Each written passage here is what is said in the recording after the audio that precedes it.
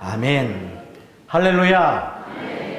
오늘 주일 예배에 오신 모든 분들에게 한 사람도 예외가 없이 하나님께서 부어주시는 하나님의 채우심을 경험하는 은혜의 시간이 되기를 예수님의 이름으로 축복합니다.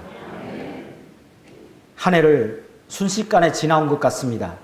한 해를 돌아보니까 내가 계획하고 수고하고 노력하고 땀을 흘린 것보다 더욱 섬세한 손길로 하나님께서 나의 삶 가운데서 도우시고 함께 하시고 필요를 채우셨던 하나님이 계셨음을 발견하게 됩니다. 만약 그 손길을 발견하지 못했다면 오늘 말씀을 들으면서 필름처럼 지나가는 나의 인생 길목에서 하나님이 도우셨던 선한 손길을 발견하는 은혜의 시간이 되기를 간절히 축복합니다. 나무의 나이테를 보면 이렇게 가는 선으로 그어져 있습니다. 그런데 그 선과 선 사이에 보면 또 하얀색으로 원형으로 둘러져 있는 것을 바라보게 됩니다. 그런데 나이테를 보면 검은색과 하얀색이 어떤 차이가 있는지 혹시 아십니까?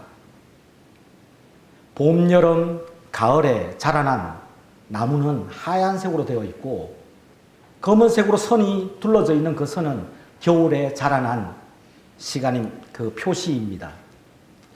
그래서 나무의 나이테를 보면 이 나무가 수령이 몇 년인지 단번에 알아볼 수가 있습니다. 그런데 그 나무의 간격을 가만히 살펴보면 어떤 부분은 넓고 어떤 부분은 좁다라는 것을 확인하게 됩니다. 도대체 이런 차이가 어디에서 나는 것일까요? 그것은 나무가 그 해에는 기후 조건이 참 좋고 강수량이 풍성해서 나무가 자라기에 적합한 때는 흰 부분이 넓은 것이죠. 그러나 반대로 강수량이 적고 날씨나 기후 조건이 맞지 않았을 때는 정반대로 좁은 나이테의 간격을 나타내는 것을 바라보게 됩니다. 이제 겨울이 우리 곁에 성큼 다가왔습니다. 그동안은 줄기를 마음껏 뻗고 나뭇잎으로 햇빛을 받으며 꽃을 피우고 탐스러운 열매를 맺는 시간들이었다면 이제는 모든 잎사귀를 떨구어 버리고 겨울을 준비하기 위한 시간으로 나무에 있는 수분들을 모두 빼어버리고 마치 죽은 나무처럼 앙상한 가지가 되어 잔뜩 웅크린 채 초라한 모습으로 그저 버티고 있는 시간을 보내야만 합니다. 이제 겉모양의 아름다움이 아니라 자신의 속모양을 단단하게 하고 더욱더 다지는 계절을 보내게 되는 것입니다. 봄, 여름, 가을은 나무의 성장과 아름다움, 열매를 마음껏 뽐내는 시간이었다면 겨울은 나무에 보이지 않는 원줄기를 단단히 하고 그 나무 속에 있는 진한 나이테를 만드는 시간인 동시에 무엇보다도 위로만 공급했던 영양분을 땅속 아래로 공급하여 뿌리가 자라게 하는 시간입니다. 그래서 겨울을 가리켜서 성숙의 계절이다 라고 말하는 것입니다. 우리는 그동안 어떻게 하면 성공할 수 있을까? 어떻게 하면 좀 더 잘할 수 있을까? 어떻게 하면 많은 사람들에게 인정받고 칭찬받을 수 있을까를 위해서 정말 많은 노력과 수고와 땀을 흘렸는지 모릅니다. 그런데 생각처럼 노력한 것만큼 우리의 기대는 그렇게 쉽게 다가오지 않는다는 사실입니다.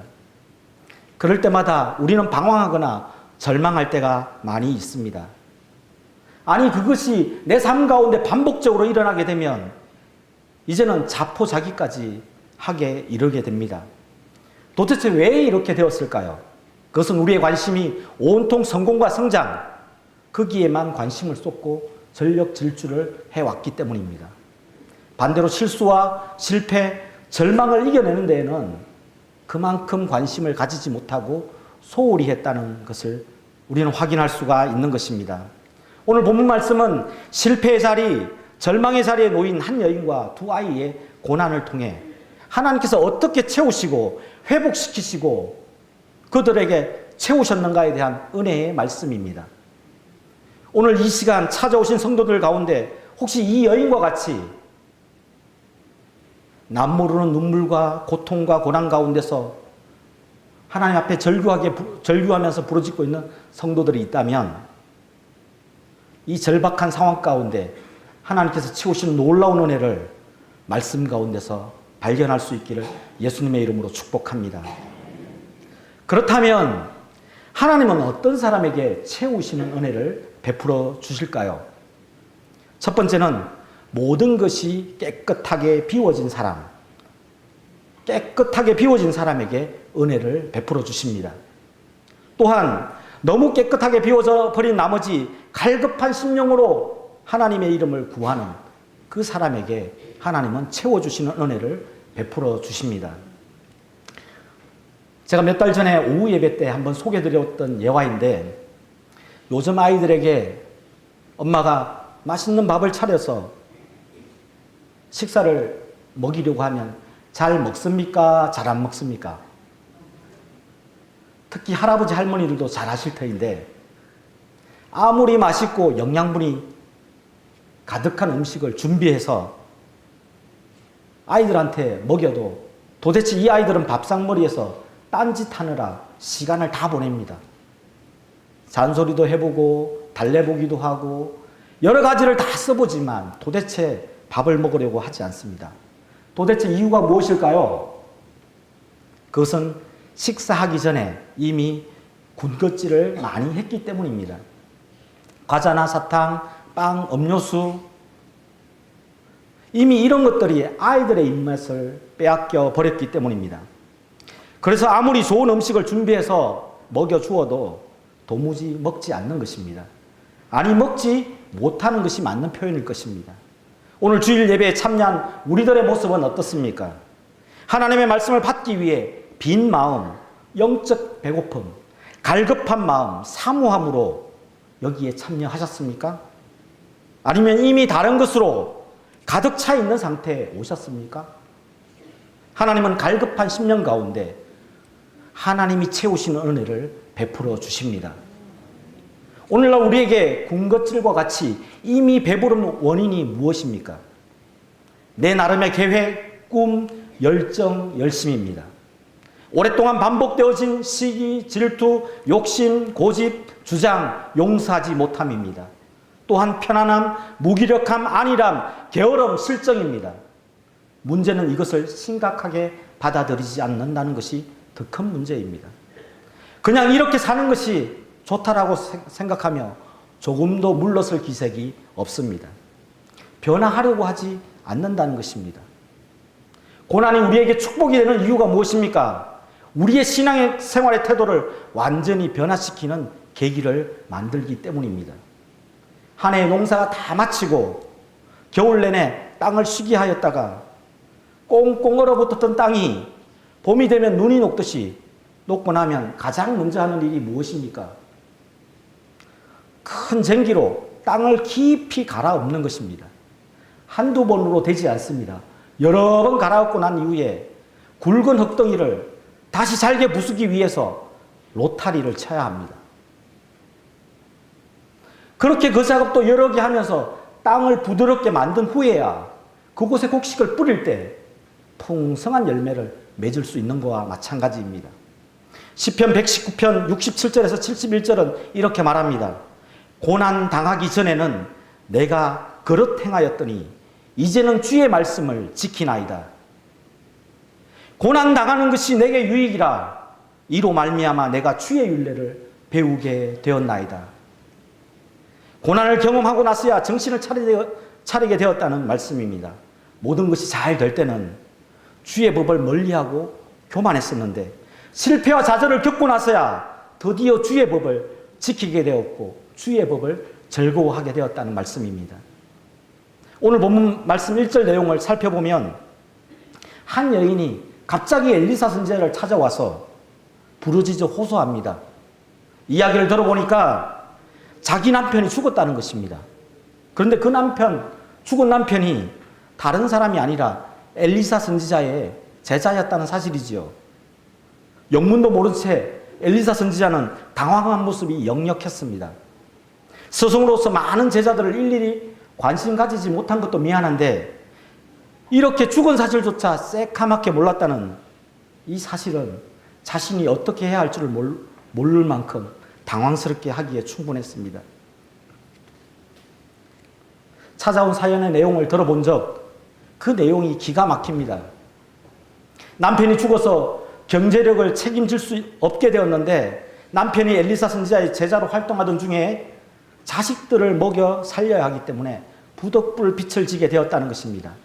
이제 남편이 죽어서 그 빚을 갚을 경제력이 상실되고 나니 빚을 내어준 사람이 찾아와 당장 빚을 갚지 않으면 당신의 두 아이를 종으로 삼겠다는 이야기였습니다. 참으로 이 여인의 사연이 기구합니다. 어떻게 이 지경이 되었습니까? 그저 부르짖어 호소하는 여인의 심정이 안타깝기만 합니다. 이 여인의 부르짖는 내용 중에서 먼저 가슴을 파고드는 말이 이 말입니다. 나의 남편이 이미 죽었는데 라는 말입니다. 이 여인이 엘리사 선지자에게 오기 이전에 되도록이면 폐가 끼치지 않도록 자기 스스로 빚 문제를 해결해 보려고 주변의 가족들과 자신의 방법들을 통하여 최선의 노력을 다해 보았지 않았겠습니까? 그런데 문제는 해결되기는커녕 더 커지기만 하고 오히려 빚을 준 사람에게 자식을 넘겨야 할 시간만 다가오고 말았습니다. 또 하나의 가슴 아픈 말은 이 말입니다. 여호와를 경외하는 제자였다는 사실입니다. 죽었던 그 남편이 여호와를 그토록 경외했던 제자였는데 어린 자식을 이 여인에게 맡겨두고 홀로 천국에 가버렸다는 사실이지요. 서성도 너무 하시지만 하나님도 무심하다는 원망 섞인 절규입니다. 마지막 말은 빚을 내어준 사람이 당장 아이들을 데려가서 종으로 삼겠다는 이야기입니다. 이 여인이 부르짖는 사연 속에 하나님의 선지자 이 엘리야에게 어떤 마음을 가지고 이 여인이 찾아왔는지를 살펴보게 됩니다. 먼저 자신의 마음에 가득 찬 열심, 자기 의지가 깨끗하게 비워지고 말았다는 사실입니다. 하나님을 경외하고 인정받고 싶었던 나름의 신앙적인 열심도 남편이 그렇게 허망하게 죽어감으로 말미암아 모두 다 물거품이 되고 말았습니다. 이제 자신의 유일한 희망이고 미래인 자식마저 종으로 팔려가야 할 비참한 신세가 되고 말았습니다. 이제 더 이상 잃을 것도 없고 비울 것도 없고 깨끗하게 비워진 그 상태에서 오로지 간절하게 부르짖는 이 절규함만 남아있는 상황입니다. 하나님은 이렇게 깨끗하게 비워진 여인의 절규와 부르짖는 기도 소리를 들으셨습니다. 마태복음 5장에 보면 팔복에 대해서 첫 번째 복을 이렇게 이야기하고 있습니다. 심령이 가난한 자는 복이 있나니 천국이 그들의 것임이요 라고 말입니다. 하나님 앞에서 마음이 가난해지고 깨끗하게 비워진 사람에게 복이 있다는 것입니다. 그리고 갈급한 심령으로 부르짖는 그 성도에게 하나님께서는 채우시고 세상이 줄 수 없는 천국의 기쁨을 맛보게 해 주신다는 사실입니다. 할렐루야. 오늘 말씀에서 발견하는 두 번째 하나님께서 채우시는 은혜는 반드시 지금 내가 가지고 있는 그것을 마중물로 사용할 때 채워주신다는 사실입니다. 마중물에 대해서 잘 알고 계실 것입니다. 오래전에 땅속 깊은 데 있는 우물을 포올릴 때 한 바가지의 물이 바로 마중물입니다. 다른 방법으로는 그 깊은 곳에 있는 물을 끌어올릴 수 없지만 이 한 바가지 물만 붓기만 하면 어떻게 된 것인지 그 관을 통하여 끊임없이 내가 원하는 만큼 넉넉하게 물을 포올릴 수 있다는 사실이지요. 오늘 본문 말씀 2절에는 보면 엘리사가 그 여인에게 모든 것을 알면서 이렇게 질문을 합니다.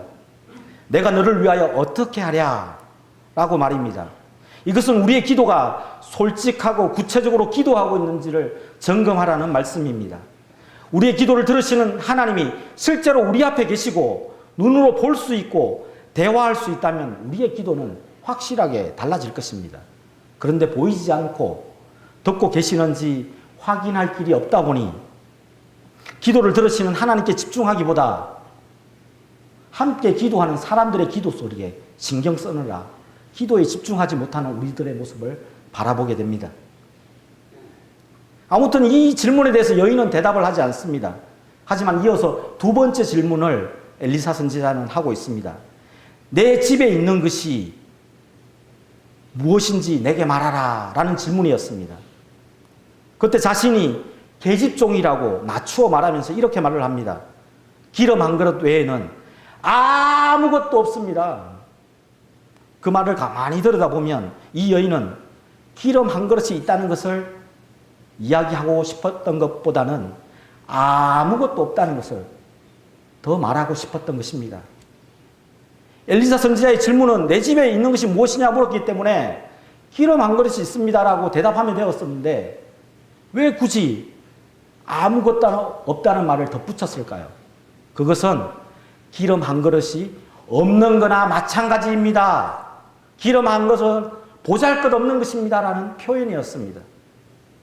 실패와 절망, 고난의 자리에서 하나님의 은혜를 체험하기 위해서는 지금 내가 가지고 있는 별 볼 일 없는 그것, 하찮게 여겼던 그것이 무엇인지 하나님께서는 끄집어내 놓기를 원하십니다.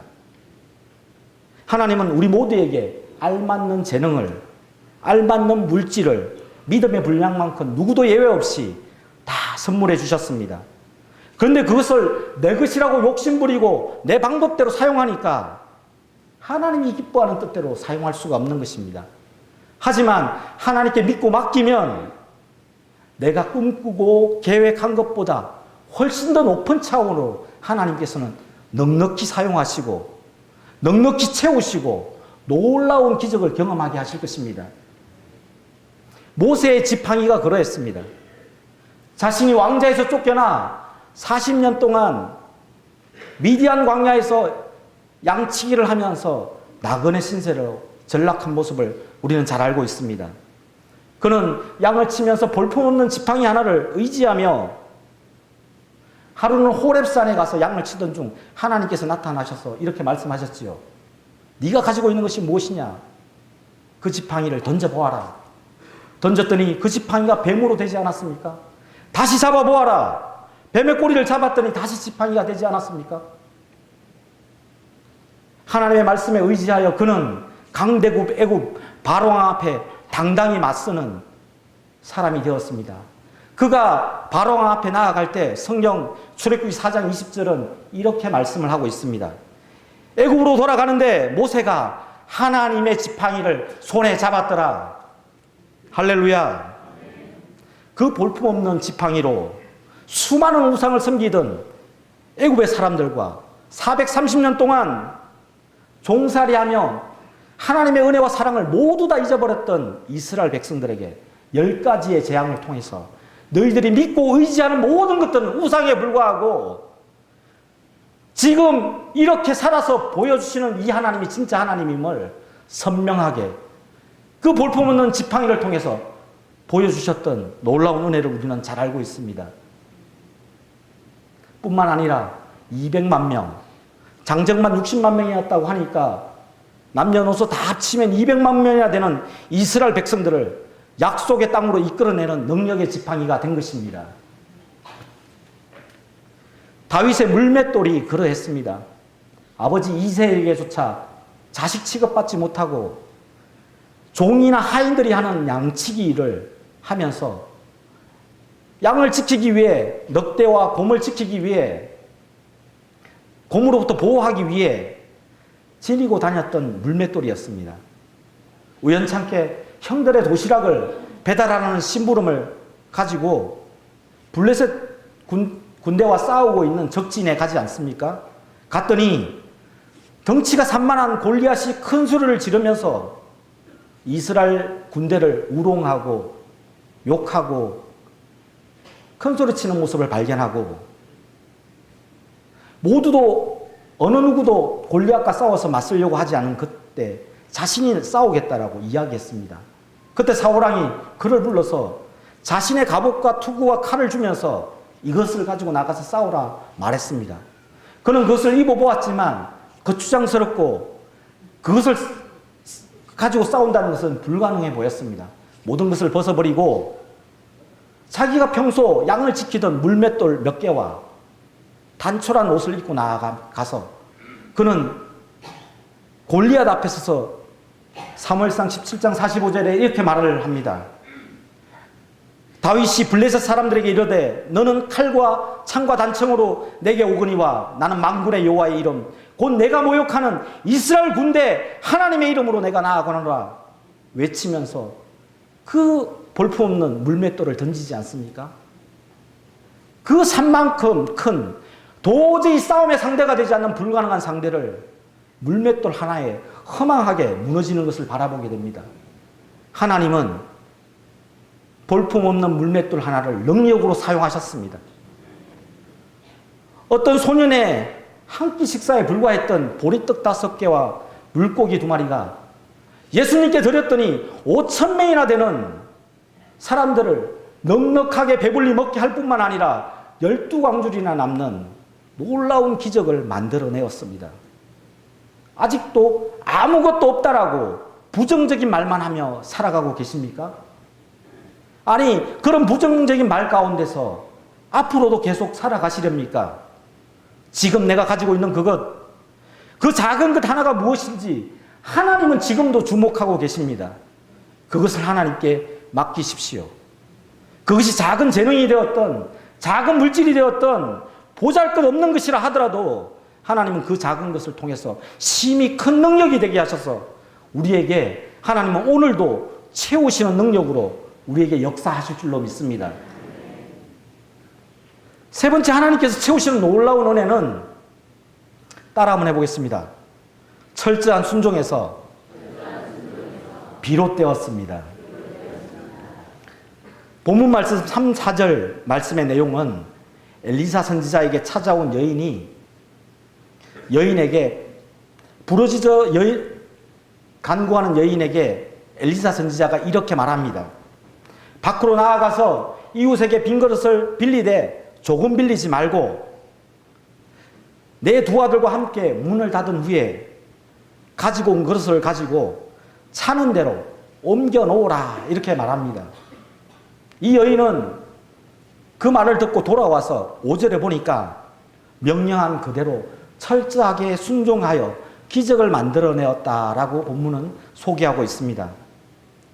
여기에서 철저한 순종에 부합하는 단어 4가지를 말을 살펴보면서 은혜를 나누어 볼까 합니다.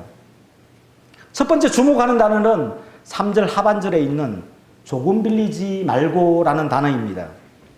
이 말에 대해서 갈등하고 고민할 수밖에 없습니다. 그 이유는 지금 가지고 있는 기름 한 그릇이라는 것이 너무 작기 때문입니다. 분명 조금 빌리지 말고라는 뜻은 많이 빌려오라는 뜻인데 지금 우리 집에 있는 기름이 한 그릇밖에 없다는 사실을 엄연한 현실로 받아들이고 있다면 선지자의 명령은 도무지 따를 수 없는 이야기입니다. 혹여 따른다 하더라도 조금 빌리는 정도로만 해도 잘한 일이라 여겨질 것입니다.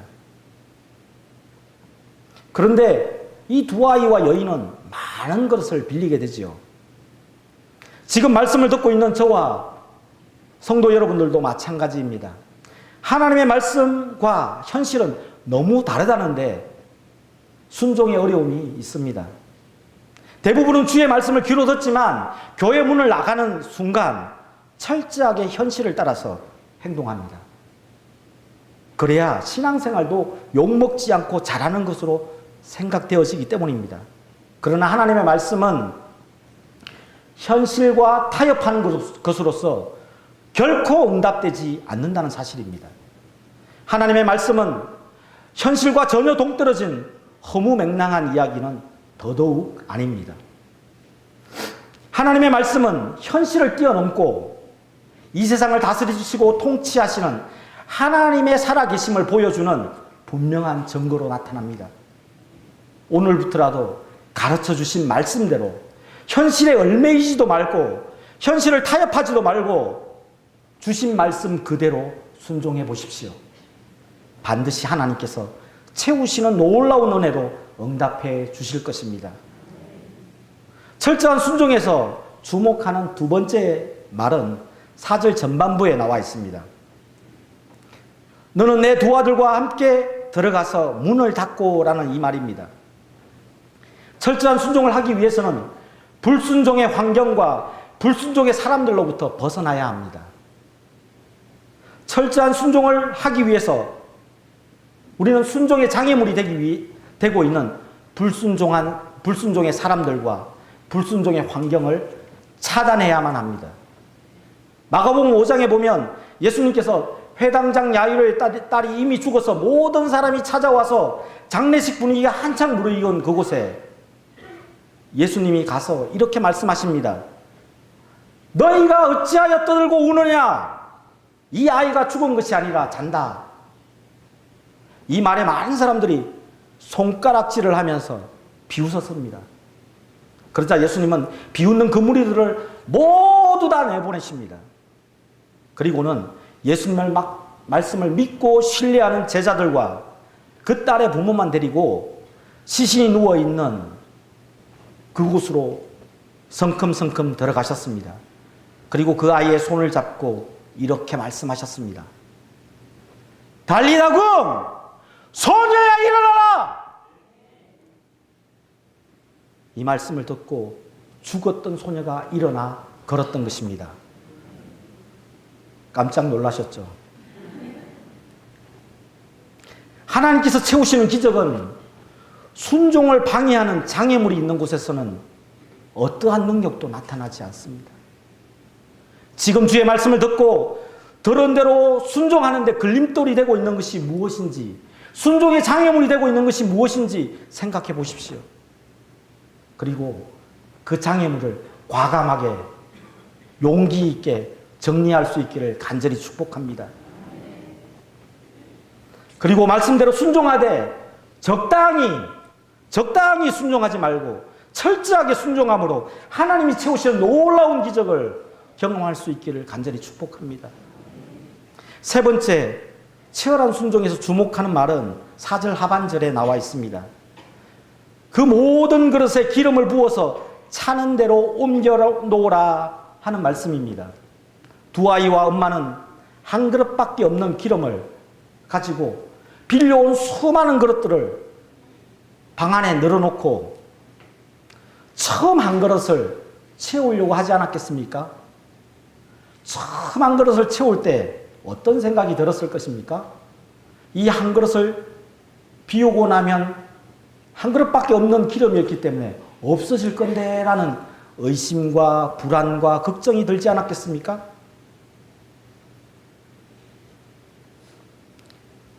그러나 이 여인과 두 아이는 기존에 가지고 있던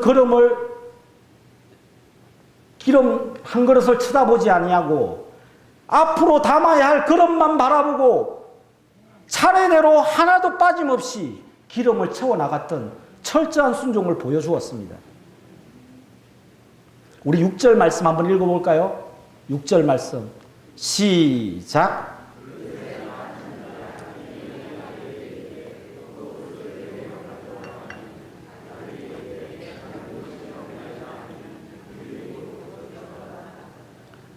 기름의 그릇이 다 찰 때까지 기존에 가지고 있는 연약한 기름 하나는 쳐다보지 아니하고 앞으로 담아야 할 그릇만 쳐다보고 성실하게 믿음으로 기름을 채웠던 이 여인의 이 두 아이의 철저한 순종을 바라보게 됩니다. 하나님의 말씀을 따라 순종은 할 수 있어도 순종의 과정 가운데 찾아오는 유혹과 의심과 흔들림 없는, 걱정하지 않는 그런 생각을 가지고 믿음으로 그 과정을 신실하게 나아간다는 것이 생각처럼 쉽지가 않습니다. 순종은 시작도 중요하지만 그 과정 가운데 얼마나 신뢰하며 유혹과 의심이 될 때마다 믿음을 결정하고 나아가느냐가 정말로 중요한 사실입니다. 이 여인과 두 아이가 보여준 철저한 순종은 기적을 올 수밖에 없게 하는 철저한 순종이었습니다. 철저한 순종의 마지막 네 번째로 주목하는 말은 7절 상반절에 있습니다. 그 여인이 하나님의 사람에게 나아가서 말하니라는 이 말입니다. 엄청난 기적을 경험하면서 엄마와 두 아이의 얼굴은 상기되고 흥분되고 기쁨과 감사가 저절로 넘쳤습니다. 왜냐하면 채운 빈 그릇마다 기름이 가득 찼기 때문입니다. 서로의 얼굴을 쳐다보며 어떻게 할 줄 몰라 하며 기적의 감격을 나누었을 것입니다. 그런데 문제는 기적을 경험하기 전과 기적을 경험하고 난 이후에 사람의 태도는 확연하게 달라진다는 사실입니다. 기적을 경험하기 전에는 아직도 고난 중에 있기 때문에 어떻게 보면 전적으로 매달리고 순종하기가 쉽습니다. 그러나 기적을 경험하고 나면 사람의 마음이라는 게 언제 그랬냐는 식으로 완전히 180도 달라질 수 있기 때문입니다. 우리 속담에 이런 말이 있습니다. 죽은 사람을 건져내 주었더니 뭐라고요? 내 보따리 내놓아라. 이런 말이 왜 생겼겠습니까? 그런데 이 여인만큼은 달랐습니다. 기적의 현장을 온 가족이 함께 경험하고 나서 채워진 기름을 가지고 당장에 해결해야 할 빈 문제, 생활고를 뒤로 한 채 자신에게 이 놀라운 기적을 소개해준, 안내해준 엘리야 선지자에게 한 걸음에 달려가서 자신이 경험한 놀라운 기적을 보고하지 않았겠습니까? 모든 문제가 해결되었는데 굳이 애써 찾아갈 필요가 없었을 것입니다. 그렇다면 도대체 무엇 때문에 찾아가게 된 것일까요? 그것은 이 기적을 이루어낸 많은 기름이 내 것이 아니라 하나님의 것입니다라는 고백입니다. 그리고 더 나아가 하나님께서 주신 이 많은 기름을 어떻게 사용할까요라는 사용의 용도에 대해서 물었던, 허락을 받기 위했던 그런 발걸음이었습니다. 사실 참으로 놀랍지 않습니까? 바로 이 여인이 보여준 철저한 순종은 그때 엘리야 선지자에게는 이 순종은 참으로 엘리야 선지자에게 감동을 주었을 것이라 짐작되어집니다. 그때 엘리야 선지자는 이렇게 말합니다. 이제 돌아가서 기름을 팔아 빚부터 갚고 남은 것으로 내 두 아들과 함께 행복하게 살아라 라고 허락을 받았습니다. 하나님께서 하셨음을 인정하는 것도 놀라운데 그것에 대한 허락까지 물어보는 신앙이야말로 철저한 순종의 마침표입니다. 말씀을 마무리하겠습니다.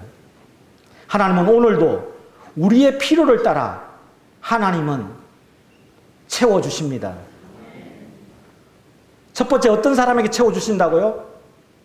깨끗하게 비워진 마음, 갈급한 심령으로 부르짖는 성도에게 오늘도 넉넉하게 채워주십니다. 하나님의 채우심은 내가 가지고 있는 볼품없는, 아니 없다라고 얘기할 만큼 초라한 그것을 하나님께 꺼내놓았더니 그것을 통해서 하나님의 채우심을 경험하게 하십니다. 하나님의 채우심은 철저한 순종으로 나타납니다. 현실보다는 말씀을 믿고 의지함을 통해서 나타납니다. 순종의 장애물을 차단하고 순종의 장애물이 되는 사람들과 결별하고 순종해 보십시오. 순종의 시작도 중요하지만 순종의 과정 가운데 의심하지 않고 끝까지 믿는 믿음으로 흔들림 없이 나아갈 때 하나님은 채워주십니다. 순종을 경험하고 난 이후에 변질된 사람이 얼마나 많습니까? 순종의 축복을 통해서 채워줌을 통해서 변질된 사람이 얼마나 많습니까?